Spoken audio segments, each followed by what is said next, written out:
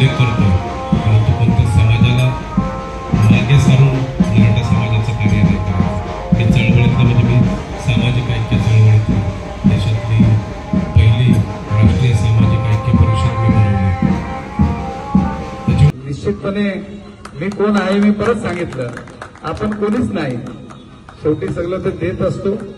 आणि म्हणून प्रल्हाद शिंदेनी अभंग गायलेला आहे, संतांनी सांगितलेलं आहे, तुकाराम महाराजांनी सांगितले कशाला जाता दूर इथंच पंढरपूर, आणि ज्ञानेश्वर माऊलींनी सांगितलं देवाच्या द्वारी उभा क्षणभरी. आपण आपलं काम चांगलं केल्यानंतर निश्चितपणे आपल्याला चांगलं फल मिळत असतो.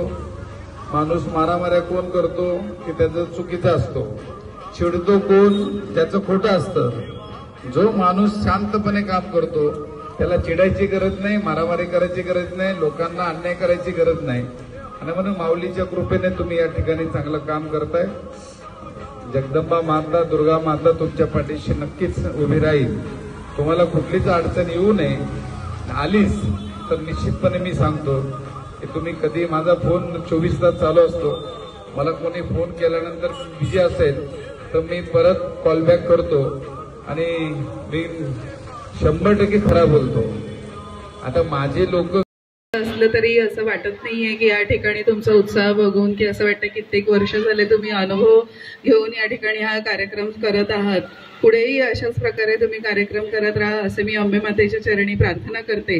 त्याचप्रमाणे स्वप्नीलजी घोलप असतील, मराठा क्रांती समाजातून अतिशय मोठ्या प्रकारे त्यांनी नाव कमवलेलं आहे. त्याचप्रमाणे एक अर्धा पाऊण तास आम्ही जर बसलो होतो शाळेमध्ये, त्यांच्यामध्ये आहे टॅलेंट, चांगल्या प्रकारे एक संघटक ज्याला म्हणतो त्याच्या गणतीमध्ये बसू शकतो. आमच्या मुलात चांगली संघटन कौशल्य हा त्याच्यामधला एक चांगला गुण आहे. सगळ्यांच्याच बसमधली गोष्ट नसते, संघटन कौशल्य फार वेगळं असतं. आणि त्या संघटन कौशल्याचा नमुना मी आज या ठिकाणी ढोलपंथीच्या टीमकडे पाहिले. चांगले ह्या ठिकाणी असलेली तयारी पाहिल्यानंतर मलाही या गोष्टीचं समाधान लाभलं की चांगल्या प्रकारे एखाद्या उत्सवाचं त्या ठिकाणी नियोजन करणं ही आपल्यामार्फत या ठिकाणी झालेलं आहे.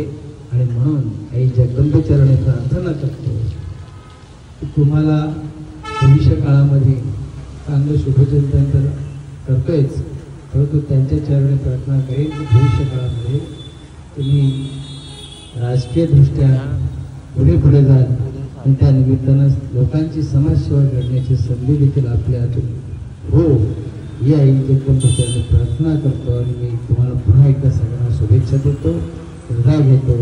जय हिंद, जय महाराष्ट्र.